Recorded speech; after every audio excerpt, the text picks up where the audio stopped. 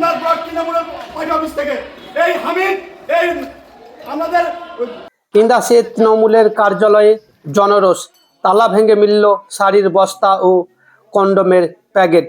বাঁকুড়ার ইন্দাসে দীর্ঘদিনের রাজনৈতিক প্রভাবের প্রতীক হিসাবে পরিচিত তৃণমূলের প্রাসাদোপন ব্লক কার্যালয়কে ঘিরে তীব্র ক্ষোভের বিস্ফোরণ ঘটল।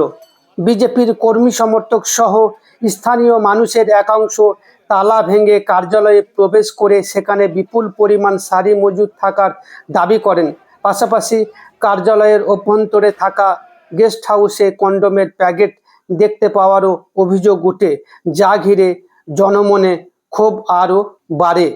স্থানীয়দের অভিযোগ, সাধারণ মানুষের উন্নয়নের জন্য বরাদ্দ অর্থের অপব্যবহার করে বিলাসবহুল এই দলীয় কার্যালয় ও গেস্ট হাউস গড়ে তোলা হয়েছিল।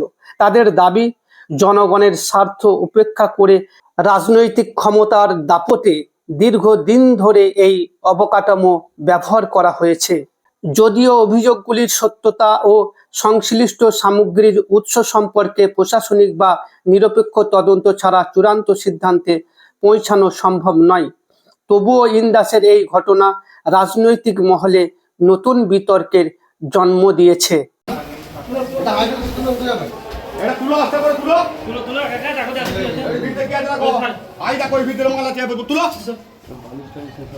দেখো তোর ভিতরে কি আছে,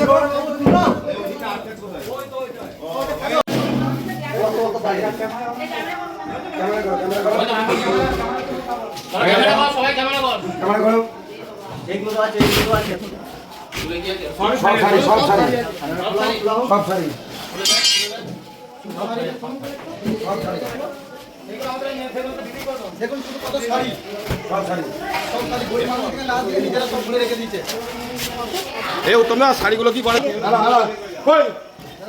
মেয়েগুলো কই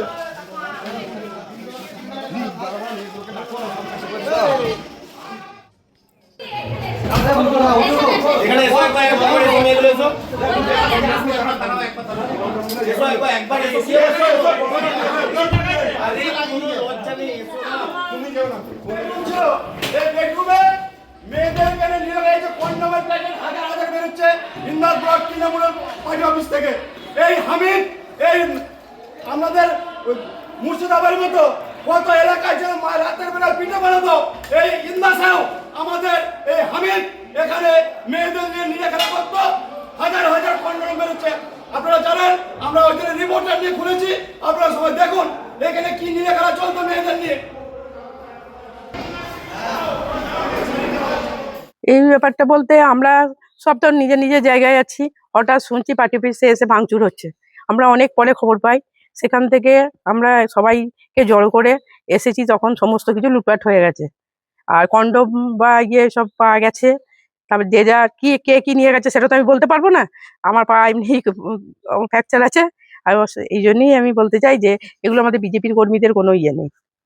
আপনারা শুনলেন, শোনার পর কিছু পেলেন?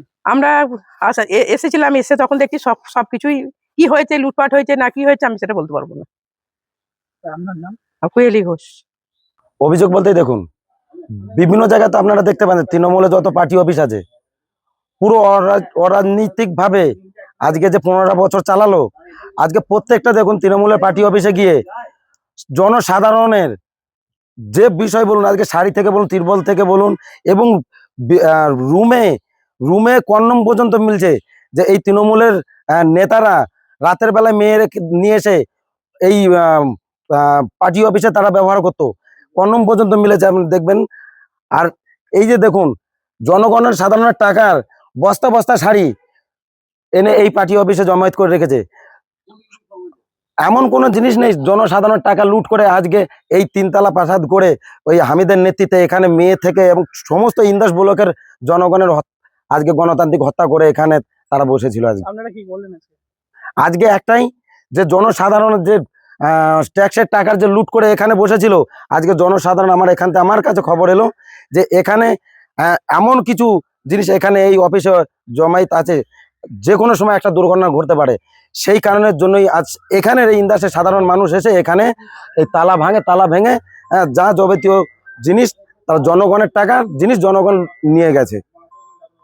কি চাইছেন আপনারা, কি চাইছেন? আমরা চাইছি যে এই ইন্দাসের যে শেখ হামিদের নেতৃত্বে যা সাধারণ মানুষের যা কিছু অরাজনৈতিক যে ধ্বংস করেছে তার আমরা চাইছি যে কঠিন থেকে কঠিনতম তার শাস্তি হোক। আপনার নামে আমার নাম ইন্দাস 1 নম্বর মন্ডল সভাপতি উত্তম সরকার।